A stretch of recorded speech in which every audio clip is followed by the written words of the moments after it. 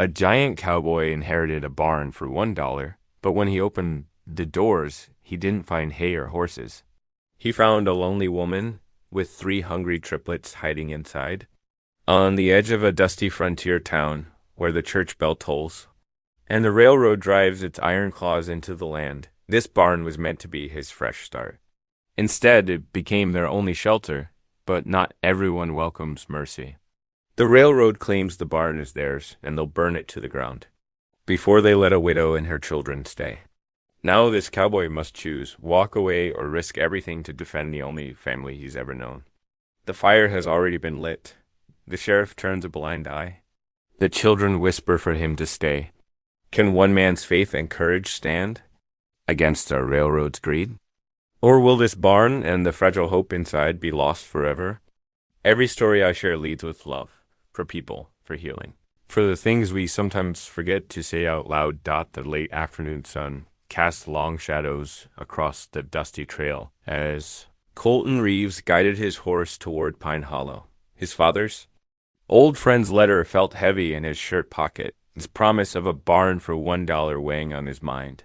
The towering cowboy shifted in his worn leather saddle, his quiet nature reflected in the gentle way he handled the reins. The main street of Pine Hollow looked much like he remembered from his childhood visits.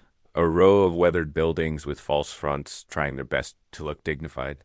Colton dismounted outside the sheriff's office, his boots raising small puffs of dust as they hit the ground. He ducked his head slightly to clear the doorframe, a habit born from years of being too tall for most frontier buildings. Sheriff Albright sat behind his desk, looking up from a stack of papers. Help you, named Colton Reeves. Got a letter about inheriting Jake Miller's old barn. Colton's voice was soft despite his imposing size. He pulled out the creased envelope and handed it over. The sheriff adjusted his spectacles, scanning the document. Jake mentioned you before he passed. Said your father was one of the finest men he ever rode with. He shuffled through some papers in his desk drawer and produced a deed. Everything's in order. $1, just like you promised. Colton placed a silver dollar on the desk, watching as the sheriff made the transfer official. His father would have appreciated the simplicity of it, a man's word and $1. That's all it took in those days. The ride out to the property gave Colton time to remember his father, a hard-working man who believed in quiet decency over showy gestures. The land around the barn was showing its age, with listing fence posts and knee-high grass that hadn't seen a scythe in seasons.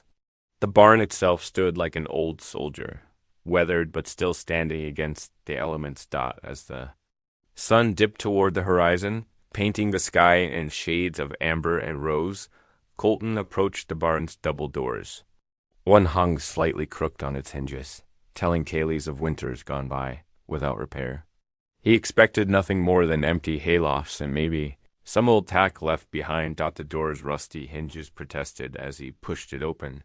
Dust motes danced in the slanting sunlight that pierced the gloom, and then he saw them. A woman, young but with worry lines etched around her eyes, stood protectively in front of 3 small children. They couldn't have been more than 4 or 5 years old, all with the same round faces and wide, cautious eyes. Please, the woman said, her voice barely above a whisper. Please don't make us leave. Her hands trembled as she gripped the shoulders of 2 of the children. The 3rd child peeked out from behind her skirts, clutching a well-loved rag doll. Colton took in the scene before him. Blankets spread carefully in the corner. A small fire pit dug into the dirt floor with stones arranged. Around it, a few tin cups and plates were stacked neatly beside a basket. These weren't trespassers taking advantage. This was a family with nowhere else to go. Ma'am, he said softly, making his voice as gentle as he could. I'm Colton Reeves. Just came to claim this barn. He kept his distance, knowing his size could be intimidating, especially to children. I'm Mia Carter, she responded, lifting her chin slightly, though fear still showed in her eyes. We've been here 3 weeks. The old owner he knew, but her voice trailed off as one of the children whimpered. The triplets huddled closer to their mother, their matching rag dolls clutched tight. One of them, perhaps braver than the others, stared up at Colton with a mixture of fear and fascination. "You're awful big, mister," the child whispered. Despite the gravity of the situation, Colton felt the corner of his mouth twitch. "Yes, I reckon I am." Mia's arms tightened around her children. "We don't take up much space. I keep it clean, and we're quiet. I can work, I can sew, cook, whatever you need. Just please." Her voice cracked on the last word, and Colton saw what it cost her to beg. The setting sun streamed through the gaps in the barn walls, catching dust motes and turning them to gold. It reminded Colton of something his father used to say, "Son, sometimes the good Lord puts people in your path for a reason." He looked at the small family before him, a mother trying to protect her children, little ones who should be playing in a yard instead of hiding in a barn, and knew what his father would have done. "Mrs. Carter," he said carefully, "it's getting dark. Might not be right to make any decisions tonight." He saw fear flash across her face and quickly added, "You all stay put for now. We can talk more in the morning." Relief flooded Mia's features, though she tried to hide it. "Thank you, Mr. Reeves. We're much obliged." The children still watched him with owl-like eyes, clutching their dolls and their mother's skirts. One of them yawned, reminding Colton of the lateness of the hour. "I'll bed down outside tonight," he said, already backing toward the door. "Got my bedroll with my horse." As he turned to leave, the bravest of the triplets spoke up again. "Mama says angels are big too." "Are you an angel, mister?" Mia scolded softly, but Colton could hear a trace of amusement in her voice. "No, young feller," Colton answered. "Just a man with a barn." He stepped out into the gathering dusk, closing the door carefully behind him. The first stars were beginning to appear in the darkening sky as Colton unsaddled his horse and laid out his bedroll. He could hear soft voices from inside the barn. A mother comforting her children, perhaps telling them a story to ease them into sleep. His father's words echoed in his mind again, and he wondered if perhaps inheriting this barn was about more than just getting a fresh start for himself. Morning light filtered through the barn's weathered boards as Colton stirred the coffee grounds in his battered tin pot. He'd set up a small fire next to Mia's careful stone circle, watching as she helped the triplets wash their faces with water from a dented bucket. The children kept stealing glances at him, their movements quick and bird-like. Colton settled himself on an old feed crate, its wood creaking under his weight. He held out his coffee pot. "Ma'am, it ain't fancy, but it's hot." Mia hesitated, then brought over 2 tin cups. "Thank you, Mr. Reeves." Her hands trembled slightly as she accepted the coffee, but her voice was steady. "I expect you're wanting to know how we came to be in your barn?" The smallest of the triplets tugged at her skirt. "Mama, I'm hungry." Colton reached into his saddlebag and pulled out some jerky. "Here, young ones. It's a mite tough, but it'll fill your bellies." He tore the dried meat into smaller pieces, holding them out. The boldest triplet, Tommy, he remembered from last night, stepped forward first. His siblings watched him take a piece, then crept closer themselves. "Much obliged," Tommy said carefully, clearly mimicking his mother's manner. Mia wrapped her hands around her coffee cup. "My husband, James, worked for the railroad. There was an accident. A tie gave way. The rail shifted ... She swallowed hard. They paid for the burial, but there wasn't anything else. No savings, no family to turn to." The morning sun caught the worry lines around her eyes, making them deeper. "I tried staying in town, took in mending, but the gossip ... She glanced at her children. Some folks thought a widow with 3 little ones was too much of a burden on the town's charity. Said I ought to send them to an orphanage. Find work. As a housekeeper." The triplets had settled on the barn floor with their jerky, watching the adults with solemn eyes. The shy one, Colton hadn't caught a name yet, was making the meat last, taking tiny bites. "We left before anyone could separate. U.S., Mia continued, found this barn empty. Old Mr. Miller caught us one morning, but her voice softened. He said we could stay long as we kept quiet and tidy. Brought us Bread sometimes. Never told anyone. Colton nodded slowly. That matched what he knew of Jake Miller. A gruff exterior hiding a gentle heart. No wonder he'd left the barn to someone he trusted would understand. Been here 3 months now, Mia said. I gather eggs from abandoned nests, pick berries when they're in season. Sometimes I sneak into town at night to do mending folks leave on their porches. Her chin lifted. We haven't stolen anything, Mr. Reeves.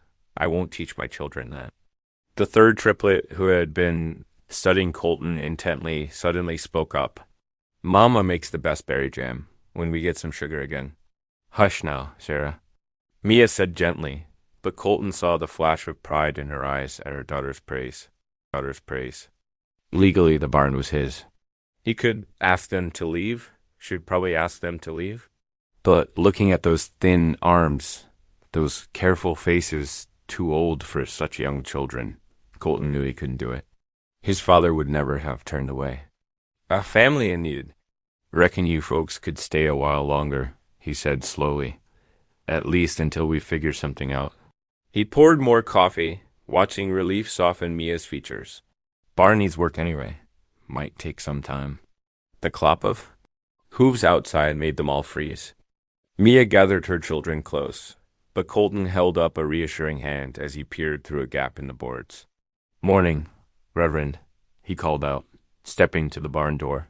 The preacher sat atop his dappled mare, Bible in his saddlebag. Brother Reeves, heard you'd inherited Jake's old place. The Reverend smiled warmly. Good to see someone taking it on. Jake would be pleased. Colton touched his hat brim. Just getting settled in, Reverend. Long ride yesterday. Well, you're welcome. At services Sunday. Bring anyone else who might need the good Lord's comfort. The preacher's knowing look made Colton wonder if Jake Miller had confided in him about his barn's occupants. After the Reverend rode on, Colton returned to find Mia standing tense, the triplets clustered around her skirts. Can't keep you hidden? Forever, he said gently. Folks will find out sooner or later. I know. Mia's voice was barely above a whisper. But please, just a little longer.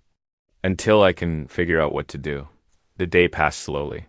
Colton worked on the fence line, keeping the barn in sight. He watched the triplets slowly venture out to play in the shade, their mother close by with her mending. They were careful to scurry inside whenever hoofbeats sounded on the road. As evening approached, Colton fixed the loft ladder and spread his bedroll above. The children's whispers drifted up from below, mixed with the crickets' evening song. Mr. Giant let us stay. Mama, one whispered. Might have been Tommy. He's awful big, Sarah added. But he's kind. Hush now. Mia's voice was soft but carried clearly. Say your prayers and sleep. Colton lay in the darkness, listening to the small family settle below. Jake Miller's letter made more sense. Not just a barn for $1, but a chance to help folks who needed it. His father would have understood completely. Through the gaps in the roof, stars winked down at him. Tomorrow would bring its own challenges, but for tonight, this was enough. A barn becoming a shelter, strangers becoming something more. As sleep crept over him, Colton heard one last whisper from below. Night, Mr. Giant, came a small voice, followed by quiet giggles. Despite himself, Colton smiled. Night, little ones, he whispered back. The morning sun beat down on Pine Hollow's dusty main street as Colton tied his horse outside Jensen's Mercantile. The store's weather-beaten sign creaked in the warm breeze, and the brass bell above the door jangled. As he ducked his head to enter, Old Man Jensen looked up from his ledger, adjusting his wire-rimmed spectacles. Morning, stranger. Heard you bought Jake Miller's place.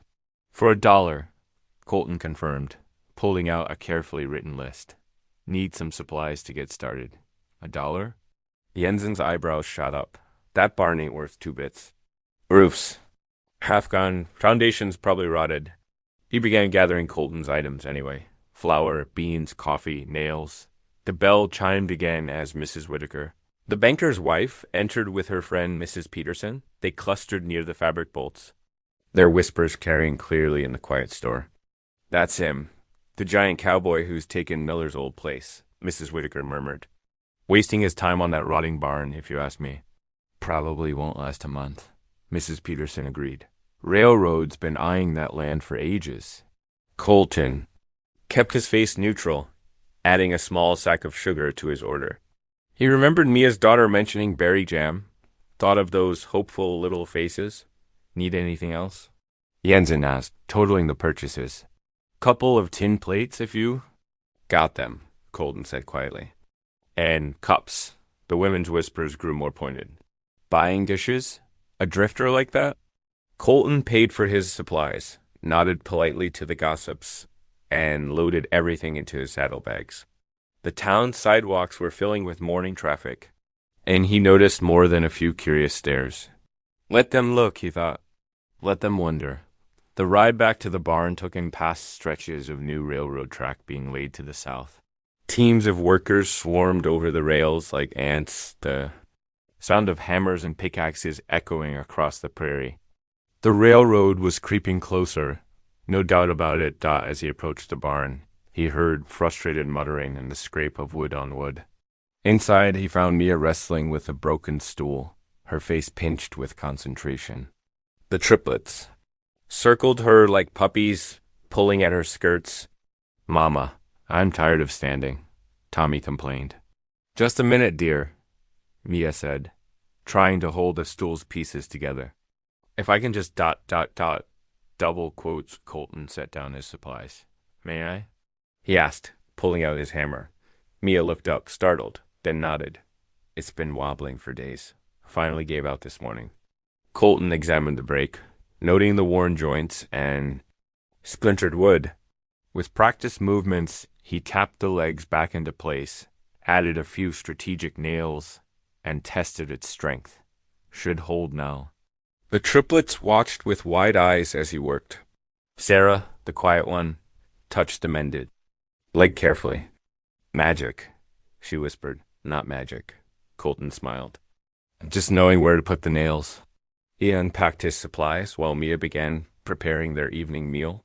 The familiar smell of beans cooking soon filled the barn, mixing with the sweet scent of fresh biscuits. The children helped arrange the tin plates on an upturned crate that served as their table. Are real plates? The shy triplet, Daniel Colton, finally learned, said in awe. Running his finger around the rim, they gathered around. Their makeshift table as the sun began to set, painting the barn's interior with golden light. Colton had to fold himself nearly double to sit on one of the small stools, making the children giggle. Mr. Giant needs a bigger chair, Tommy declared through a mouthful of biscuit. Tommy, manners, Mia reminded gently, but Colton saw her. I had a smile. The meal was simple. Beans, biscuits, and fresh water from the well he'd cleaned out that morning. But it felt right somehow. Like the beginning of something. The children's chatter filled the barn with life, echoing off the old walls that had stood empty for so long as darkness fell, and the little ones bedded down in the corner. Mia stayed by the dying fire, face troubled in the fading light. Colton added another small log, waiting. There's something you should know, she said finally, her voice barely above a whisper. About this land, about why we're really here. Colton settled back, listening. James, my husband, he worked for the railroad, but he wasn't just another track layer. He was a surveyor, knew every inch of this territory. Her hands twisted in her lap. The railroad wants to expand their line, build a new depot. They've been buying up land all around here, but this plot. She gestured to the barn and the surrounding acres. This is the key piece they need. Jake Miller wouldn't sell? Colton asked quietly. Mia shook her head. James found out they were planning to seize it anyway, claim eminent domain. He tried to fight it, gathered evidence of their strong-arm tactics. Then there was the accident. Her voice caught. The tie that failed, it wasn't worn out like they claimed. It had been tampered with.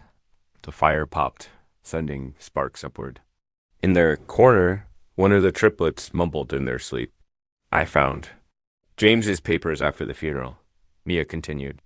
Brought them here, hoping to find proof. The railroad men, they came looking, but old Mr. Miller helped hide us. Said he knew what kind of men they were. Colton absorbed this, thinking of Jake's letter. The dollar price that seemed more meaningful now.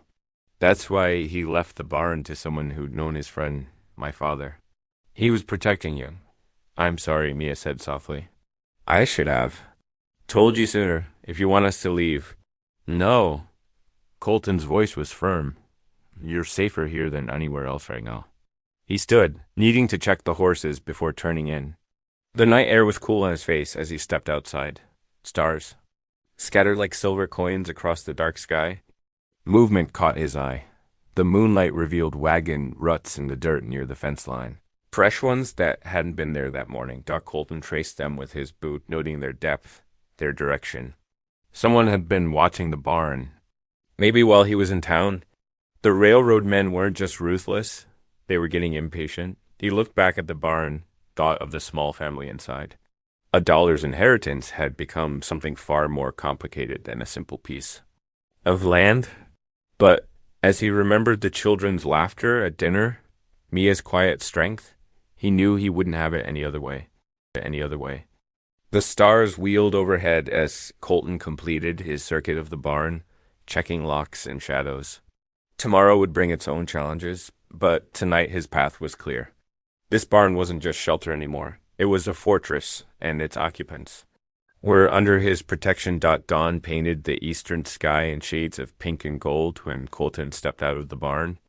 The morning air held that peculiar stillness that often preceded trouble, and his instincts proved right as hoofbeats approached. From the direction of town, Sheriff Albright's bay mare kicked up dust along the trail, her rider's badge glinting in the early light. Colton set down the bucket he'd been carrying to the well and waited, noting the tight lines around the sheriff's mouth. Whatever brought him out this early couldn't be good news. Morning, Sheriff, Colton called. As the lawman reined in, Albright dismounted with a grunt, his weathered face grave. Wish I was bringing better news, Reeves. He hooked his thumbs in his gun belt, squinting at the barn. Railroad company came to my office first thing today. They're claiming they already own this parcel. Say they bought it from Miller months ago. That's not possible. Colton pulled the deed from his shirt pocket, where he'd taken to keeping it close. I've got legal paperwork right here. The sheriff barely glanced at it.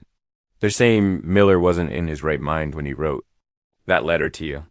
They've got documents with his signature too. Different dates, different amounts. He sighed, scuffing his boot in the dirt. They're planning to demolish the barn next week. Going to lay track right through here.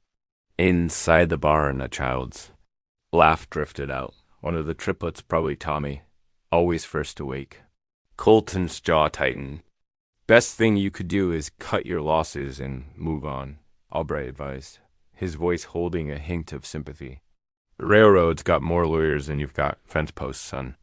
They'll bury you in paperwork before you can blink. Can't do that. Sheriff, Colton's voice was quiet but firm.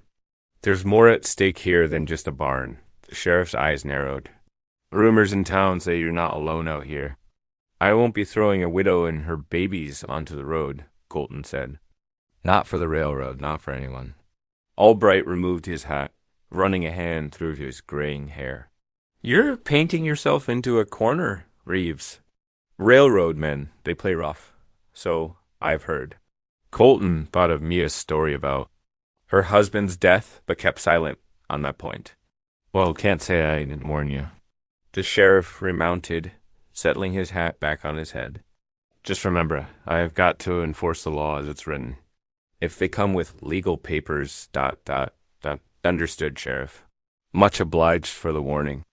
As Albright's horse disappeared down the trail, Colton heard footsteps behind him. Mia stood in the barn doorway, her face pale in the morning light. She clearly heard everything. They're never going to leave us be, are they? Her voice cracked, and she pressed a hand to her mouth, trying to hold back tears. First James, now this. We'll lose everything again. Colton crossed her in 3. Long strides. No, he said firmly. You won't. But the sheriff said, your fight is my fight now. He met her eyes steadily. I made my choice when I let you stay, and I'm not backing down. A tear slipped down her cheek, but she straightened her shoulders. We can't ask you to risk everything for us. You didn't ask. I'm offering. He glanced at the barn's listing walls. Now, how about we make this place a bit sturdier? After breakfast, Colton began work on the barn's structure. The main support beams needed reinforcing, and several wall boards had rotted through. He'd just started prying off a damaged plank when he heard footsteps behind him. Mia stood there holding a hammer, her sleeves rolled up. Show me what to do, she said. I won't be a burden. He started to protest, but the determination in her eyes stopped him. Instead, he nodded, showing her how to test boards for soundness and where to place the nails for maximum strength. The triplets, not to be left out, appointed themselves official helpers. They scampered about collecting wooden pegs from Colton's supply pile, their small faces serious with responsibility. Here, Mr. Giant, Sarah called, holding up a peg. Is this one good? Colton examined it solemnly. Perfect. Just what we needed. As the sun climbed higher, the barn began to look more solid. Mia proved to be a quick study with hammer and nails, and the children's endless energy kept the mood light despite the morning's dark news dot when evening approached. They gathered for supper around their makeshift table. Mia had managed to make a hearty stew from their supplies, and Colton had contributed fresh bread from town. Daniel, reaching for his cup, accidentally knocked his piece of bread right into the stew pot. It landed with a splash that sent drops, flying onto Tommy's nose. For a moment, everyone froze, then Tommy giggled, and suddenly the barn rang with laughter. Fish bread, Sarah declared, sending them all into fresh peals of mirth. Colton watched Mia wipe tears of laughter from her eyes, her earlier fear momentarily forgotten. This, he thought, was worth fighting for these simple moments of joy. The way the children's laughter echoed off the old barn walls, making them feel more like home with each passing day dot as the family settled in for the night. Colton stepped outside for his evening check of the property. The last rays of sunset painted the prairie grass golden, but something caught his eye. Movement on the distant ridge. A rider sat motionless on horseback, silhouetted against the darkening sky. Even at this distance, Colton could feel the watchers. Intent focus on the barn. The railroad was making its presence known, letting him know he was being watched. Colton stood his ground, letting the watchers see him too. Let them come, he thought. Some things were worth standing firm for. The morning sun beat down on Colton's back as he worked atop the barn's withered roof. Shingles littered the ground. Below, where he'd torn away rotted sections. His shirt clung to him, damp with honest sweat. From his perch, he could see clear across the valley, but his attention kept drawing back to the scene below. Mia had spread a quilt in the shade of old oak tree, where she supervised the triplets at their lessons. A slate and chalk kept two occupied, while she gently redirected the third from chasing a butterfly. Her voice carried up to him, patient but firm. Tommy, sweetheart, finish your numbers first. The butterflies will still be there after. The boy returned to the quilt with minimal fuss, something Colton noted with admiration. He'd seen grown men take direction with less grace. Watching her mother the children, he appreciated how she balanced discipline with genuine warmth. 3 times 2 is 6, Sarah announced proudly. Very good. Mia's praise was immediate. A smile bright enough to rival the summer sun. Colton returned to his task, but found himself pausing again when Daniel's young voice piped up. Mama, can we help Mr. Giant with the roof? The roof's not for little ones, Mia answered firmly. But perhaps we can sort nails for him later. The sound of approaching hoofbeats drew Colton's attention. Preacher Matthews rode up on his dappled mar, his black coat marking him clearly as a man of the cloth. The children scrambled up to greet him. Already familiar with his habit of carrying peppermint candies in his pockets, Colton climbed down the ladder, wiping his brow as the preacher dismounted. Morning, preacher. Fine day's work you're doing here, Matthews observed, handing out sweets to the eager triplets. The Lord's hand is evident in how this barn came to you, Colton. Mia approached, brushing dust from her skirts. The preacher tipped his hat to her respectfully. Was just telling Brother Reeves here. This old barn could be more than just shelter for a few souls. Matthews gestured expansively. With some work, it could serve the whole community. A refuge for those in need, perhaps even a gathering place. For worship when weather prevents the trip to town. Colton considered this, looking at the barn with fresh eyes. The preacher pulled a small Bible from his coat pocket. Reminds me of Isaiah's words. Share your bread with the hungry and bring the homeless poor into your house. Matthew smiled gently. Something to ponder, perhaps. After sharing a few more verses and declining Mia's offer of coffee, the preacher rode on his way. His words stayed with Colton as he returned to his work. The idea of the barn serving a greater purpose taking root in his mind. The sun was setting when Colton finally descended from the roof for the last time that day. Mia stood nearby, twisting her apron in her hands. I wanted to thank you, she said softly, not quite meeting his eyes. For everything you've done for us. She took a shaky breath. Since James died, I haven't felt safe. Not until now.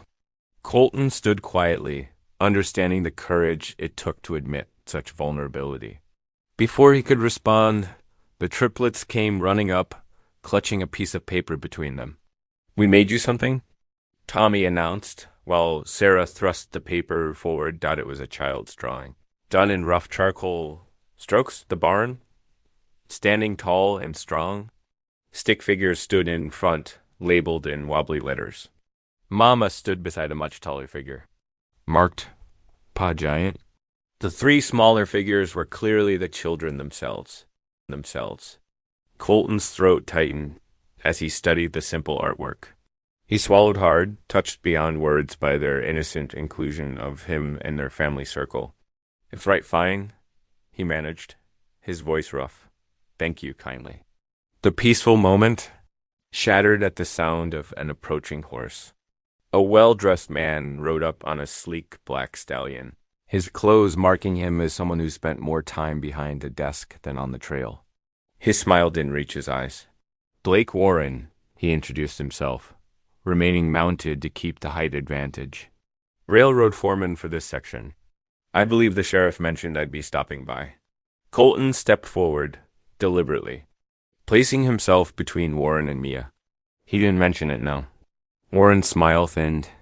Well, I'm here to talk sense to you about this ... His gaze swept dismissively over the barn situation. Progress is coming to Pine Hollow, Mr. Reeves. The railroad means prosperity for everyone. Seems to me prosperity ought to include everyone.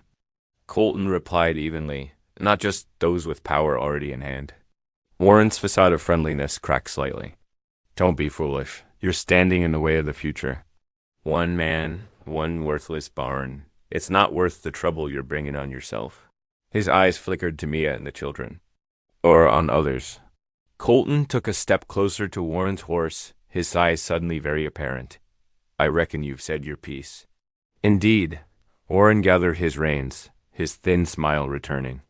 Consider this a friendly warning, Mr. Reeves. Can get very difficult for those who stand in the way of progress. He touched his hat brim in mock courtesy. Good evening to you all. As Warren rode away, Colton felt Mia's hand touch his arm. The triplets huddled close to their mother, Warren's menace having cut through even their innocent understanding. Colton looked down at the drawing still in his hand, the happy family scene now seeming both more precious and more fragile. The sun sank below the horizon, painting the sky in fierce shades of red and gold. Warren's threat hung in the air like the evening's gathering gust. But Colton stood firm, watching until the foreman's figure disappeared into the growing darkness. Days settled into a gentle rhythm at the old barn, each sunrise bringing familiar routines that felt increasingly like home. The morning air rang with the steady thunk of Colton's axe as he split wood, building up their store for cooler days ahead. His powerful swings made quick work of the logs, and he found peace in the simple labor, near the creek that meandered. Behind the barn, Mia worked at her washing, the sound of wet fabric slapping against rocks, mixing with the water's gentle burble. She'd strung rope between two trees, and clean clothes danced in the breeze like cheerful flags. The triplets had made a game of handing her clothespins when they weren't busy charging around on stick horses, raising dust clouds with their imaginary cattle drives. Tommy called out, leading his siblings in a circle. We're taking these dogies to market. Sarah and Daniel followed, bouncing along on their stick mounts. Colton couldn't help but smile as he heard them mimicking his. Occasional cattle driving calls. Mia looked up from her washing, shading her eyes against the sun. You three stay where I can see you. Yes, Mama. They chorused, though their cattle drive had already turned toward her. The peaceful scene stirred something in Colton's chest. This was what his father had always wanted for him, not just a piece of land, but a purpose worth protecting. Sunday morning dawned clear and bright. Colton hitched up the wagon he'd borrowed from a sympathetic neighbor, helping Mia and the children climb aboard. The triplets wore their cleanest clothes, hair slicked down with water, faces shining from Mia's thorough scrubbing. Mia herself wore a faded but carefully pressed dress, a simple ribbon in her hair. Colton had donned his best shirt and vest, his boots polished to a respectable shine. The wagon rattled into Pine Hollow, drawing curious looks as they made their way to the white-painted church. Colton helped them down, conscious of the eyes watching from the church steps. The triplets clustered close to their mother's skirts. Suddenly shy under the attention, whispers followed them up the steps like autumn leaves in a breeze. Bold as brass, ain't they? Someone muttered, taking up with that giant drifter. But others offered warm smiles, particularly the older folks who remembered Colton's father. Good to see young folks making a proper family, Mrs. Henderson said clearly, drowning out the negative murmurs. Preacher Matthews met them at the door, his welcome genuine and loud enough for all to hear. Brother Reeves, Sister Carter, children, what a blessing to have you join us today. They settled into a pew near the back, the triplets sandwiched between Colton and Mia. As the congregation sang hymns, Sarah's clear voice piped up, slightly off-key but enthusiastic. Colton caught Mia's eye over the children's heads, sharing a quiet smile. The preacher's sermon seemed particularly pointed that morning. Consider the words of Matthew, he intoned. For I was hungry and you gave me food. I was a stranger and you welcomed me. The Lord calls us to shelter those in need, to stand firm in righteousness, even when the path is difficult. After the service, the congregation split like a stream around a boulder. Some pressed forward to greet them, offering handshakes and invitations to Sunday dinner. Others held back, forming clusters that buzzed with worried conversations about progress and changing times. Railroads brought good jobs, one man insisted. Can't stand in the way of that. Ain't right, though, pushing folks off their rightful property, another countered. Colton's got legal deed to that barn. The division in the town was clear as creek water, but Colton kept his head high. He helped Mia gather the children for the ride home, noting how she carried herself with quiet dignity despite the scrutiny. They were barely home when hoofbeats announced Sheriff Albright's arrival. His face was grave as he dismounted, a yellow telegram paper in his hand. Just came in from railroad headquarters, he said without preamble. They're demanding immediate eviction. Say they'll bring legal action if necessary. He shifted uncomfortably. I'm supposed to clear you out today. Colton stood at his full height, calm but immovable. You know I've got legal right to this barn, Sheriff. Got the deed right here. He pulled the paper from his vest pocket, though. They'd been through this before. Mia stepped up beside him, her presence steady as a heartbeat. The strength in her eyes matched his own determination. The triplets peered around them, sensing the tension but feeling secure between their protectors. I know you do, Colton, Albright sighed. But the railroad's got powerful lawyers. They're claiming the previous owner had no right to sell, that they'd already contracted the land. Then they can prove that in court, Colton replied evenly. Meanwhile, this is our home. The sheriff looked between them, the giant, gentle man and the brave widow with her children, and shook his head. I'll tell them you're standing firm on the deed, but they won't like it. After Albright rode away, the family gathered inside the barn. The setting sun painted the rough walls with golden light as they knelt together.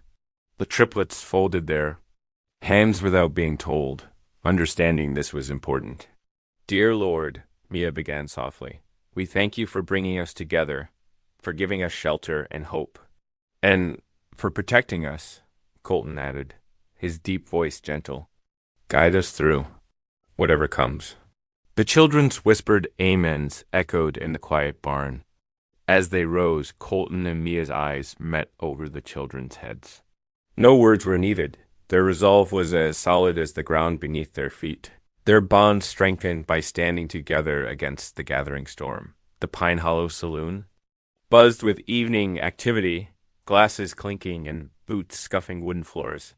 Blake Warren held court at the bar, his silver watch chain glinting in the lamplight as he gestured with calculated drama. "Shame to see a strong man like Reeves brought low by charity cases," Warren drawled, loud enough to carry. "That widow's nothing but a squatter, dragging him down with those wild children of hers." The words reached Colton as he passed outside, the swinging doors heading to the general store for supplies. His jaw tightened, but he kept walking. Warren's bait wasn't worth the trouble it would bring to Mia and the children. Back at the barn, life moved with quiet purpose. Colton found unexpected joy in teaching the triplets small responsibilities.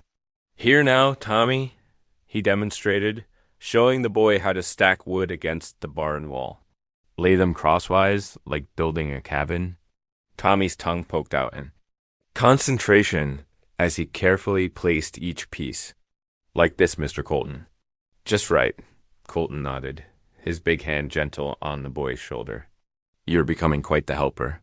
Sarah and Daniel took turns carrying water buckets from the creek, making a game of who could walk the straightest line without spilling. Maya watched from where she sat near the barn door, needle flashing as she transformed plain flour sacks into curtains for their windows. "Slow and steady," she called, as Daniel wobbled with his bucket.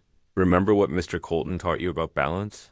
The boy grinned, proud to be following the big man's instructions. The children had started dropping the giant from their nickname for Colton, a small shift that felt significant somehow. Mia's curtains transformed the barn's rough interior, softening the evening light that filtered through the windows they'd cleaned and repaired. She'd arranged their few possessions. With care, the cooking pots hung just so, the children's beds neat with patched quilts. It wasn't much, but it felt like home. That night, after the children were asleep, Colton sat in the loft with an old trunk he'd been meaning to sort through. It had belonged to his father, brought here when Colton inherited the barn. The brass hinges creaked as he opened it, releasing the scent of leather and memories. His hands moved carefully through the contents: a worn saddle blanket, letters tied with faded ribbon, a pair of rusty spurs. Near the bottom, wrapped in oilcloth, he found his father's Bible. The leather cover was smooth with age and use. As he opened it, a folded paper slipped from between the pages. Colton's heart quickened as he unfolded the document. It was a land deed dated 15 years earlier, signed and notarized. According to the carefully drawn boundaries, his father had legal claim to nearly 50 acres surrounding the barn, far more than the small parcel mentioned in Colton's inheritance. His hands trembled slightly. This could be a powerful weapon against the railroad's claims, but only if it held up in court. Warren's company had armies of lawyers who could probably find ways to dismiss old papers. For now, he carefully refolded the deed and returned it. To the Bible dot from below came the soft sound of Mia moving around, checking on the children as she always did before settling down for the night. Colton heard her quiet footsteps on the loft ladder. "You've been awful quiet up here," she said softly, settling on a nearby hay bale. The lamplight caught the concern in her eyes. "Are you carrying burdens alone again?" Colton looked at his large, work-roughened hands. For the first time, he let his guard down completely. "I'm afraid of failing you all," he admitted. "Every day I wonder if I'm strong enough to protect what we're building here. If I'm good enough to ... He trailed off, unable to voice his deeper fears about being worthy of the family forming around him. Mia's hand touched his arm, small but steady. "We don't need you to be perfect, Colton," she said. "We just need you to be here, as you are. Your presence, that's enough." Something tight in Colton's chest loosened at her words. She hadn't pushed him to explain about the deed he'd found, hadn't demanded answers about his brooding. She simply offered acceptance, and that felt like a gift greater than any legal document. The night wrapped around the barn like a blanket, crickets singing their evening chorus. Through the new curtains, moonlight cast gentle shadows on the sleeping children below. In that moment, Colton understood that home wasn't just about legal claims or sturdy walls. It was about the hearts that sheltered together, finding strength in each other's presence. Morning light streamed through Mia's homemade curtains as Colton carefully wrapped his father's Bible and the deed in oilcloth. His boots echoed on the barn's wooden floor as he made his way down from the loft. The triplets were already up, helping their mother tend to morning chores. "Going to town for a spell," he told Mia, who stood at their makeshift stove stirring. "Porridge. Got some business to tend to." She nodded, understanding in her eyes. "Be careful," she said softly, and one of the children waved a wooden spoon in farewell. The ride into Pine Hollow took 20 minutes, the spring morning cool and fresh around him. Colton first stopped at the white-painted church, where preacher Matthews was sweeping the front steps. "Morning, Colton," the preacher said, leaning his broom against the railing. "You're out early." Colton dismounted, pulling the oilcloth package from his saddlebag. Inside the church's quiet interior, he spread the old deed on a pew and explained its discovery. The preacher studied it carefully, running weathered fingers along the precise property lines. "This could be significant," he said finally. "But you'll need legal eyes on it. Go see Mr. Harlan. He's who worked for the railroad before becoming a lawyer, knows their ways." Mr. Harlan's office sat above the general store, a narrow staircase leading to his door. The lawyer was a thin man with wire-rimmed spectacles and ink-stained fingers. He listened intently as Colton explained the situation, then examined the deed with methodical care. "Your father was a prudent man," Harlan said, adjusting his spectacles. "This deed is properly filed and witnessed. The railroad can't simply dismiss it. They'd have to prove it invalid in court." He looked up at Colton. "With this, you have a fighting chance before a judge." Relief coursed through Colton's body. "How soon can we file?" "Give me 2 days to prepare the paperwork, but be careful. The railroad doesn't like losing." Harlan's eyes were serious behind his glasses. "They've been known to take matters into their own hands when legal means fail." The warning stayed with Colton as he rode back to the barn, but his heart felt lighter. There was hope, real hope, of keeping their home. As he approached, sweet wood smoke curled from the chimney pipe they'd installed. Inside, he found the barn transformed. Wildflowers and tin cans decorated the table, and a pot of stew bubbled on the stove. The triplets bounced with excitement when he entered. "Mama said we should celebrate," Sarah announced while Daniel proudly pointed to the flowers he'd gathered. "Celebrate what?" Colton asked, though his throat felt tight with emotion at their thoughtfulness. "Hope," Mia said, simply, ladling stew into bowls. "And family." The word settled warm in Colton's chest as they gathered around the table. Tommy said grace in his piping voice, thanking God for Mr. Colton and the barn and Mama's cooking. The stew was simple, rabbit with wild onions and the last of their potatoes. But Colton couldn't remember eating anything finer. Laughter came easier now. The children telling stories about their day's adventures, Mia's eyes bright as she watched them. As evening drew in, she lit the lamps and began singing softly, old hymns that spoke of refuge and deliverance. The triplets joined in, their sweet voices mixing with their mothers, while Colton listened, feeling more at peace than he had in years. The peace shattered near midnight. Colton woke to an acrid smell that shouldn't be there. Smoke, not from their stove, but sharp and threatening. He was down the loft ladder in seconds, grabbing his gun. "Mia," he called softly, urgently. "Get the children ready to move. Quiet now." Outside, The night air carried the unmistakable scent of burning wood and oil. Colton circled the barn quickly, gun ready. Near the back wall he found it, a torch of oil-soaked rags, deliberately placed where the old wood was driest. Already the wall had begun to smolder. He kicked dirt over the torch, stamping out sparks, then heard movement in the darkness. Shadows moved between the trees. 3, maybe 4 men. Colton raised his revolver and fired a single shot into the air. The sound cracked across the night like thunder. The shadows scattered, boots pounding earth as they fled. Colton fired once, more for good measure, then quickly checked the barn's wall. The damage was minimal. They'd caught it in time, but the message was clear enough. The railroad was done playing games inside. Mia stood with the children gathered close, her face pale but determined in the lamplight. Are they gone? For now. Colton checked his gun, then began loading fresh cartridges. But they'll be back. The railroad's showing its true colors now. We're not leaving, Mia said firmly, though her arms tightened around the triplets. This is our home. Colton nodded, his jaw set. No, we're not leaving. But tomorrow we prepare. We'll need help watching at night. I'll talk to some folks in town who don't cotton to railroad bullies. He crossed to them, his large hand gentle on Mia's shoulder. We'll protect what's ours. The children's eyes were wide, but they showed more anger than fear.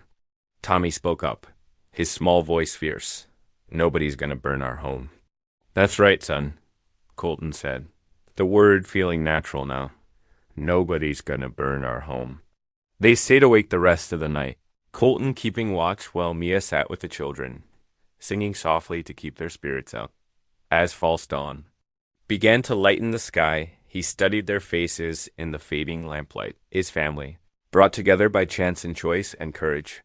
The railroad had just made their biggest mistake. They'd threatened not just property now, but the people Colton loved. Outside, the first birds began their morning songs, while inside the barn, a family held together, stronger than any force. Trying to tear them apart, dawn brought a flurry of activity to the old barn. Colton worked methodically, his powerful shoulders straining as he reinforced the wooden doors with extra crossbeams. The sound of his hammer rang out across the quiet morning, steady and determined. Every few minutes he'd pause to scan the horizon, watching for unwelcome visitors. Mia moved between water barrels, positioning them strategically around the barn's perimeter. Her skirts swept the dusty floor as she filled tin buckets, placing them near windows and doorways. The morning sun caught the silver chain of her locket as she worked, the only piece of jewelry she still owned from better days. Reckon we're as ready as we can be, Colton said, testing the new door latch. His revolver hung close at his hip now, a constant reminder of the danger they faced. The weapon felt heavy, but necessary. Throughout the morning, neighbors began appearing. Some rode up with genuine concern etched on their faces, while others came bearing barely concealed criticism. Old Mrs. Peterson brought a basket of fresh bread and sympathy. It ain't right, she declared, using fire against folks with little ones. But Franklin Turner, who owned the livery stable, shook his head gravely when he visited. Railroads got deep pockets and longer reach than you'd credit, Colton. Ain't no shame in walking away from a fight you can't win. Mia stood straighter at these words, her chin lifting. We're not walking away, she said firmly, her voice carrying across the barn. My children won't be homeless again. None ever. The afternoon sun was slanting through the windows when Tommy, the boldest of the triplets, started coughing. At first, it seemed minor, just a tickle in his throat. But by evening, all 3 children were feverish, their small faces flushed and breathing labored.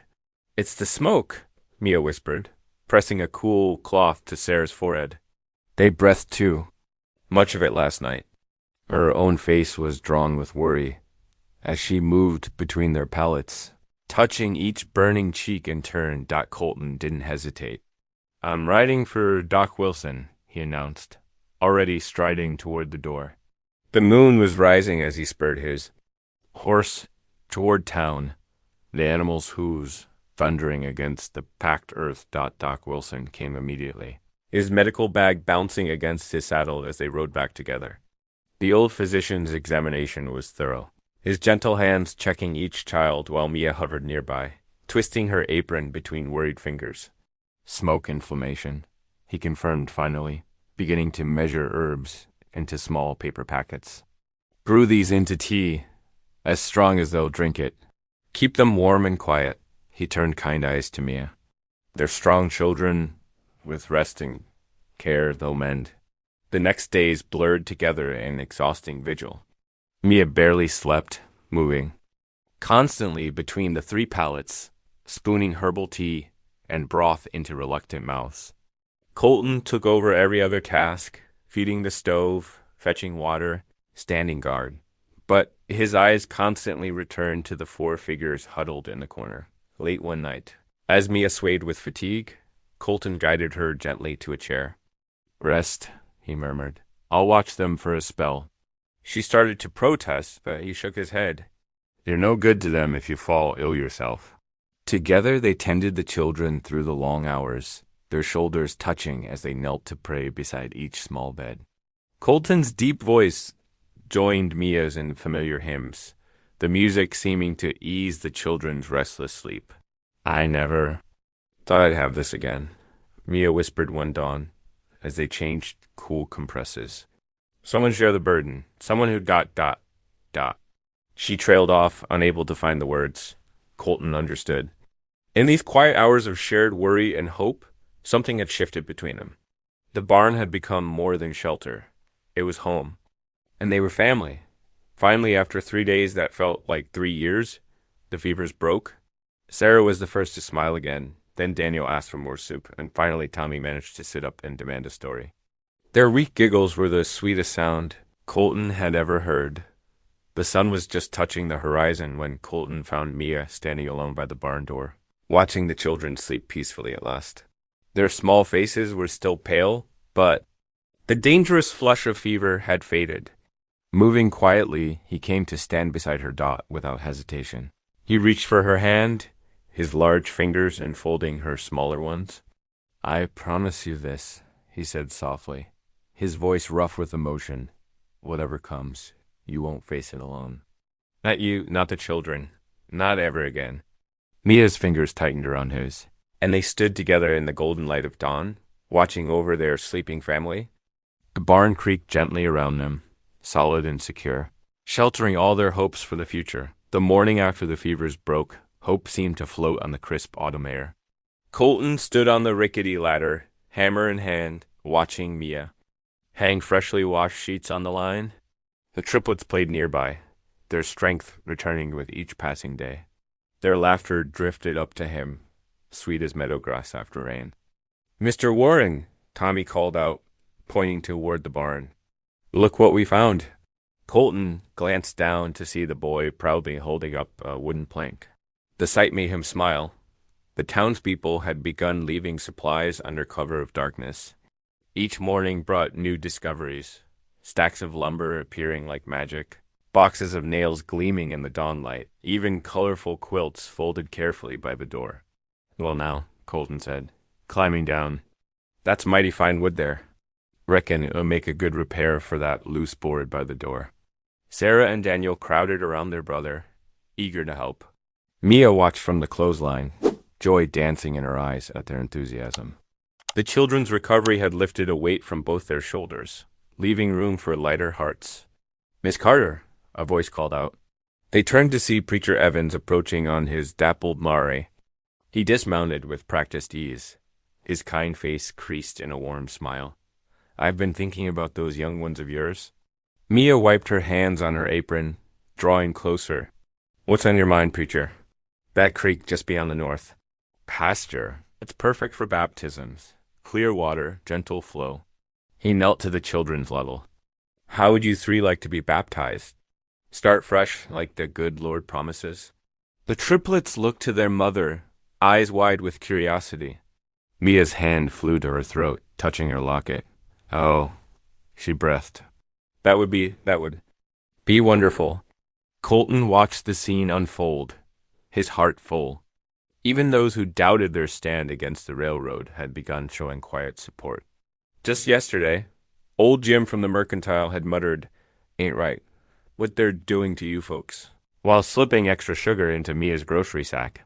The walk to the creek that afternoon felt like a pilgrimage. Mia had dressed the children in their cleanest clothes, their faces scrubbed pink and shining. Colton carried a basket with towels and a change of clothes. While Preacher Evans led the way, Bible tucked under his arm, the creek burbled peacefully, autumn sunlight dancing on its surface. Tall cottonwoods lined the banks, their leaves rustling, like whispered prayers. A small group had gathered. Mrs. Peterson, the doctor and his wife, even the sheriff stood respectfully at the edge of the crowd.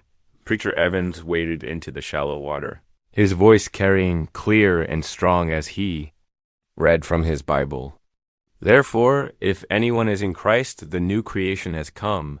The old has gone, the new is here." One by one, the children stepped into the cool water. Tommy went first, trying to be brave despite his shivers. Then Sarah, her small hand clutching the preacher's larger one. Finally, Daniel, his usual shyness forgotten in the solemnity of the moment. Colton stood beside Mia on the bank, close enough to feel her trembling. When Daniel emerged from the water, grinning and dripping, she couldn't hold back her tears of joy. Without thinking, Colton wrapped his arm around her shoulders, offering silent support. The moment felt sacred, touched by grace. Even the breeze seemed to hold its breath as Preacher Evans prayed over the children, their wet heads bowed, water dropping like diamonds from their hair. But peace, like morning dew, can evaporate quickly in the heat of conflict. They were walking back to the barn, the children racing ahead to change into dry clothes, when Blake Warren appeared on his sleek bay horse. His fancy vest gleamed in the afternoon sun, but his eyes were cold as winter frost. "Quite the touching scene," he drawled, swinging down from his saddle. "Shame it won't change anything. Railroad's lawyers file their case tomorrow. Might want to start packing." Colton stepped forward, placing himself between Warren and Mia. "Some things can't be bought, Warren. Not with all your railroad money." Warren's lip curled. "Everything has a price, Reeves. Home, family, it's all just business in the end." "You're wrong." Colton's hands clenched into fists at his sides. "Dead wrong." Warren moved closer, his voice dropping to a dangerous whisper. "Am I? Your pa thought the same way, didn't he?" "Look where that got him." The mention of his father sent hot anger coursing through Colton's veins. His muscles tensed, ready to swing. One punch could wipe that smirk off Warren's face. Just one ... double quotes. Colton. Mia's soft voice cut through the rage. Her hand touched his arm, gentle but firm. "The children are watching." He turned slightly, seeing 3 small faces peering around the barn door. Their eyes were wide, uncertain. The sight cooled his anger like water on hot iron. Taking a deep breath, Colton unclenched his fists. "Get off my land, Warren," he said quietly. "We'll settle this proper in court." Warren's face twisted with contempt, but he mounted his horse. "You're a choice," he spat. "Hope you enjoy explaining to those brats why they're sleeping in the street." Next week, he wheeled his horse around and galloped away, leaving dust and tension hanging in the air. Mia's hand was still on Colton's arm. "Thank you," she whispered, "for not fighting. For not fighting." He covered her hand with his own, his voice rough with emotion. Some battles ain't won with fists. Together, they watched the triplets emerge from the barn, their faces brightening as they ran to show off their dry clothes. The baptismal water might have dried from their skin, but its blessing seemed to linger, strengthening them all for whatever challenges lay ahead. The first snow of winter drifted down like scattered feathers, dusting the barn's weathered roof with white. Colton stood in the crisp morning air, axe balanced in his massive hands, surveying the woodpile he'd been building since dawn. Steam rose from his shoulders as he swung the axe again. The sharp crack echoing across the frozen ground dot inside the barn, warmth from the small stove created a cozy refuge. Mia had hung quilts across rope lines, sectioning off sleeping areas. and creating a makeshift classroom space. Her voice carried through the wooden walls as she taught the triplets their letters. "Now then," she said, holding a piece of chalk against a smooth board propped on wooden crates.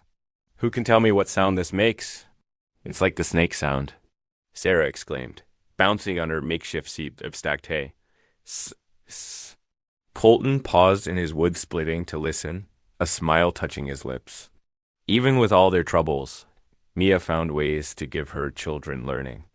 She discovered old boards in the loft, scrubbed them clean, and now used them as slates for teaching.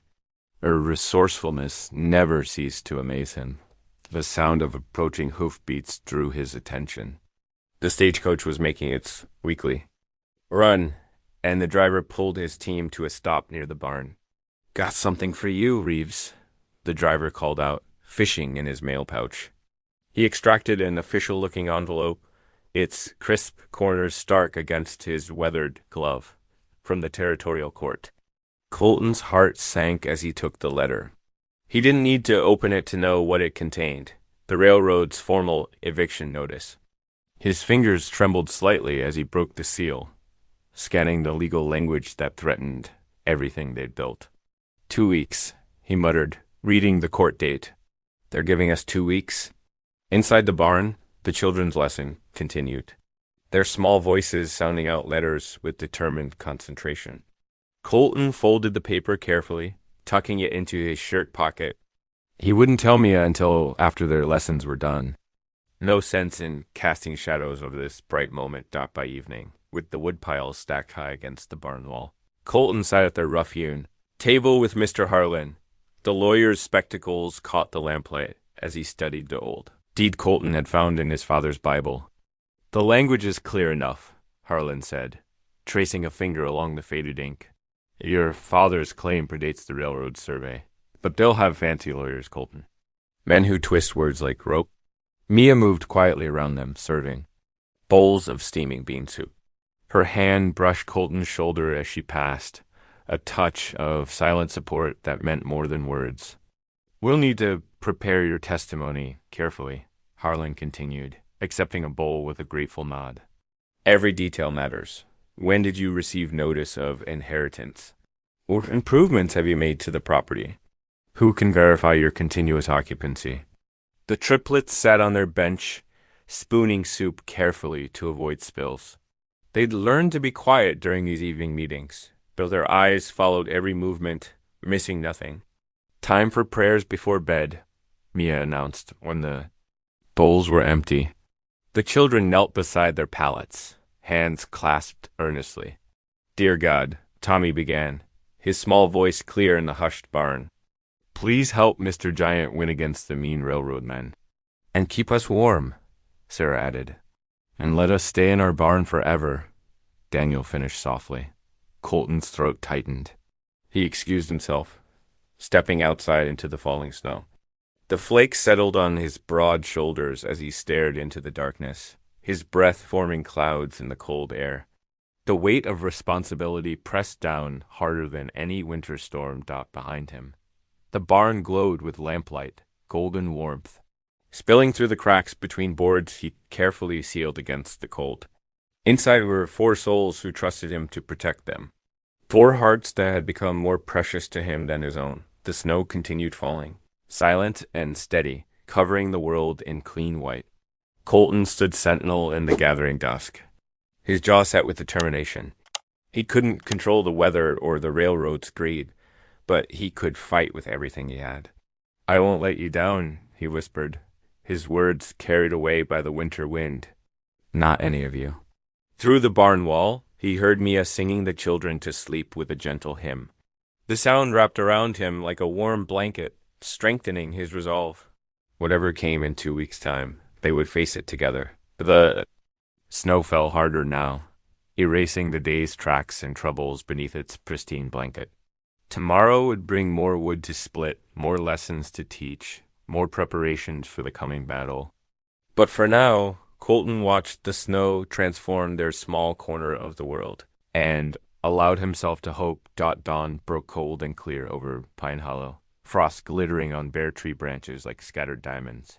Colton helped Mia and the triplets into the borrowed wagon, tucking thick quilts around their shoulders. The children's breath formed tiny clouds in the winter air as they huddled close to their mother. "You warm enough?" Colton asked, his deep voice gentle with concern. Mia nodded, adjusting Sarah's woolen scarf. "We're fine. Just anxious to get this done." The wagon wheels creaked as they made their way down the dirt road into town. Colton sat tall on the driver's seat, his father's Bible secured safely in his coat pocket. Inside lay the deed that could save or doom them all. Pine Hollow's courthouse stood proud at the center of town, its wooden steps already crowded with townsfolk eager to witness the proceedings. Colton helped Mia down from the wagon, then lifted each child carefully to the ground. Tommy clung to his massive hand while Daniel and Sarah pressed close to their mother's skirts. "Quite a turnout," Mia whispered, noting the packed building. The courthouse interior buzzed with whispered conversations. That died away as they entered. Colton guided his small family to the front bench, conscious of every eye upon them. Across the aisle, Blake Warren sat with two sharp-dressed railroad lawyers, his thin smile reflecting absolute confidence. Judge Harrison entered, his black robes sweeping behind him as he took his seat. The room rose in respect, then settled into tense silence. "We're here today," the judge began, his voice carrying to every corner, "to settle the matter of land ownership concerning the barn property east of Pine Hollow.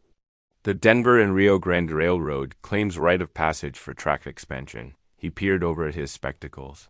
"Mr. Warren, your representation may begin." The railroad's primary lawyer rose smoothly, unfolding documents with practiced precision. "Your Honor, the railroad's survey claims are clear. This land falls within our approved expansion route. We have government contracts requiring timely completion of the new line." For nearly an hour, the lawyer presented maps, contracts, and projected profits. Warren nodded along, occasionally casting smug glances toward Colton's bench. Finally, the judge turned to Colton. "Mr. Reeves, do you have proof of prior ownership?" Colton stood, his height commanding attention. With reverent care, he withdrew his father's Bible and the yellow deed within.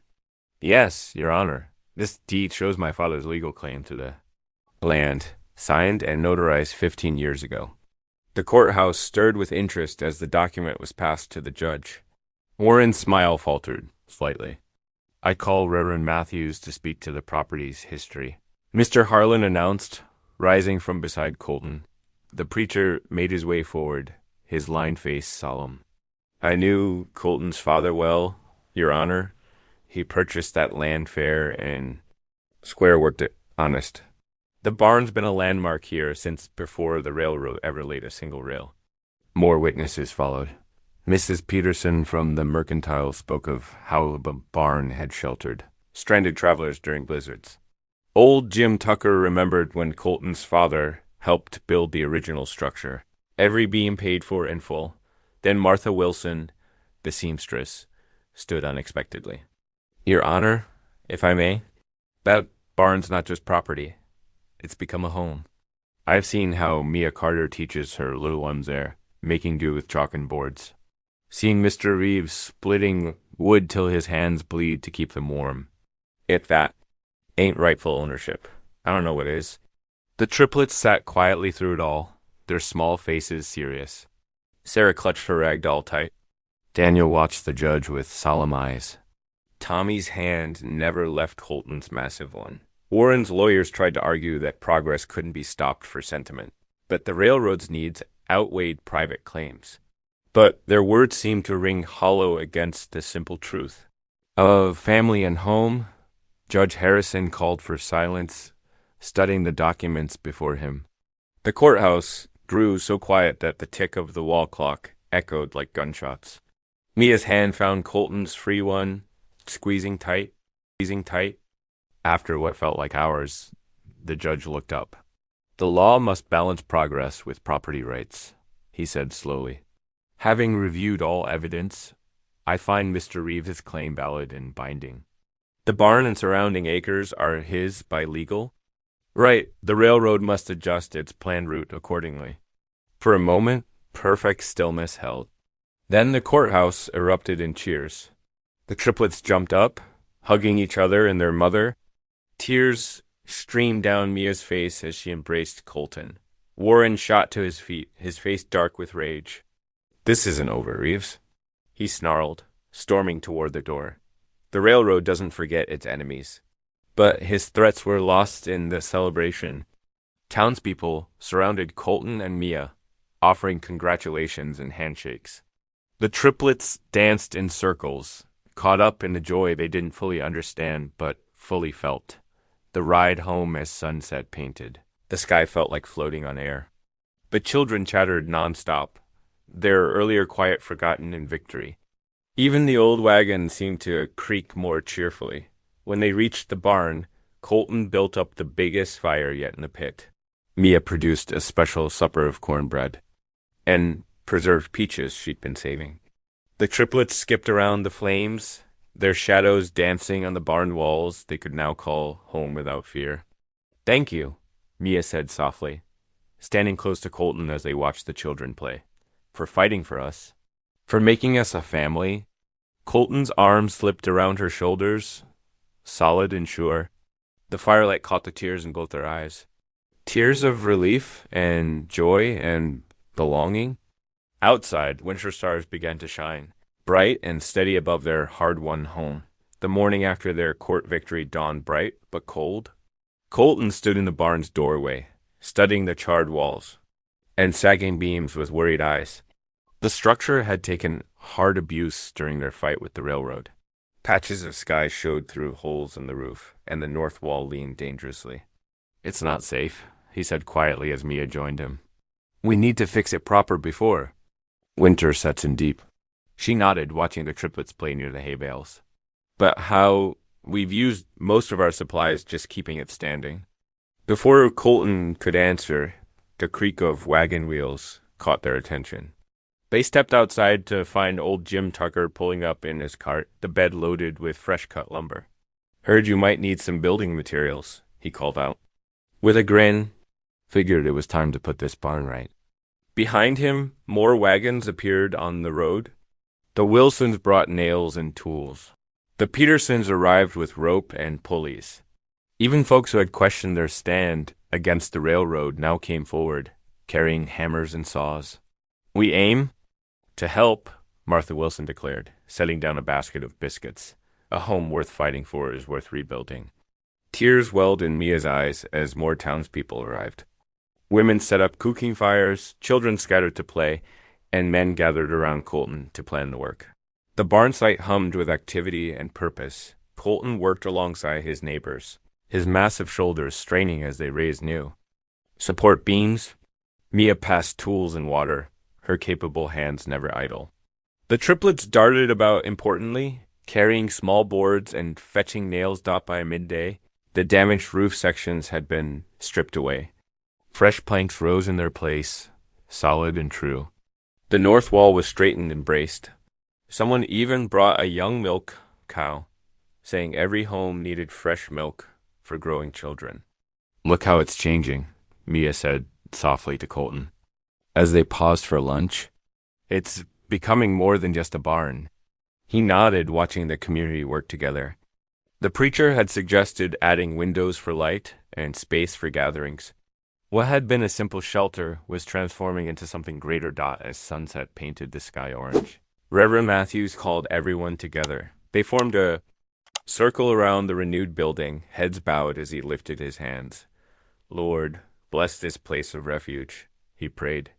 "Let it stand as testament to your mercy and the power of neighbors joining hands in love." "Amen." The crowd echoed. Then Tommy, Daniel, and Sarah stepped forward shyly. In their small hands, they held something wrapped in cloth. "We made this," Tommy said, presenting it to Colton. "For you, Pa." Colton's hands trembled as he unwrapped a rough carved wooden cross. The children's careful work showed in every mark. "Pa," he whispered, his voice thick with emotion. If that's all right," Sarah added uncertainly. Colton dropped to one knee, gathering all three into his arms. Tears flowed freely down his weathered cheeks as he held them close. Mia stood nearby. her own eyes glistening as she watched the family her heart had always known they could be. Snow drifted lazily from the darkening sky, each flake catching the golden glow streaming from the barn's new windows. Inside, warmth and laughter filled every corner of the transformed space. Lanterns hung from strong beams, casting friendly shadows on whitewashed walls. The scent of pine boughs and fresh bread mingled in the air. Neighbors filled the long tables Colton had built, passing steaming bowls of stew and platters of cornbread. Children darted between chairs, their giggles mixing with the gentle murmur of conversation. In one corner, Mrs. Wilson played hymns on a small pump organ someone had donated, the music rising to the rafters like a prayer. Colton stood near the stone hearth, watching it all with quiet wonder. Mia worked beside him, serving up portions with her gentle smile. The triplets clung close, Tommy helping pass plates while Sarah and Daniel arranged cookies on a tin tray. Amazing how different it looks, Reverend Matthews said, joining them. Not just the building, all of you. Like watching a garden bloom in winter? Colton nodded, his heart full. The barn had become everything the preacher had once suggested. A refuge, a gathering place, a home. But more than that, it had given him what he never knew he needed. As evening deepened, folks began singing hymns together. Amazing Grace floated through the warm air, voices joining in harmony. Colton watched Mia sway gently to the music, the triplets nestled against her skirts.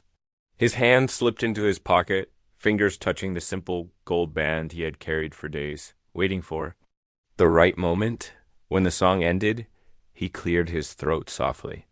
"Mia," he said, his deep voice gentle, "might I have a word?" She followed him to a quiet corner near the hearth. The children trailed after, curious eyes watching. Colton's hands trembled slightly as he took hers. "This barn," he began. "It was just wood and nails when I inherited it. But you and the children, you made it a home. Made me understand what home truly means." He dropped to one knee, holding out the ring. "Would you stay? Not as a guest, but as my wife?" Tears spilled down Mia's cheeks as she nodded. "Yes," she whispered. "Oh, yes." The triplets erupted in joyful shrieks, launching themselves at both adults. "We knew it! We knew it!" They chanted, squeezing tight. Someone noticed what was happening. The news rippled through the gathering like a warm wave. Soon the whole barn rang with cheers and congratulations. Mrs. Wilson struck up the wedding march on the organ. Making Mia laugh through her happy tears, Colton held his family close, marveling at how perfectly they fit together. Through the windows, he could see snow falling on the prairie, but here inside all was warmth and light and joy. His father's old barn stood strong against the winter wind, its walls now echoing with music and laughter. Looking around at the beaming faces of neighbors, the children's bright eyes, and Mia's radiant smile, Colton finally understood. His true inheritance had never been the barn itself, but the precious gifts it had brought him: family, community, and a love worth fighting for. If today's story reminded you of the quiet strength of love, I'd love to see you again. Subscribe, and tomorrow we'll meet right here, where love speaks softly and stays.